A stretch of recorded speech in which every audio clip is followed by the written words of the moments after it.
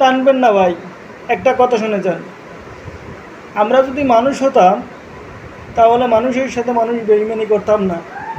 আমরা গরু ছাগল দিকেই বেইমানি করি। যদি মানুষ হতাম, আমরা যদি মানুষই হতাম তাহলে 5টা জিনিস মাথায় রাখতাম: রোজা, নামাজ, হজ, জাকাত। এই 2টা যদি আমরা দিতে পারতাম তাহলে জীবনে কোনো দিনও মানুষের সাথে মানুষ বেইমানি করতে পারতাম না। সব সময় সরলতা, মন নরম এবং মানুষের সাথে ভালো আচরণ করতাম।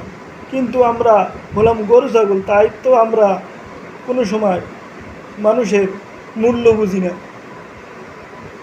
আমি নিজেই ভালো না, তার পরের দোষ দিব কীভাবে? আল্লাহ সর্বজ্ঞানী এবং আল্লাহ মহান।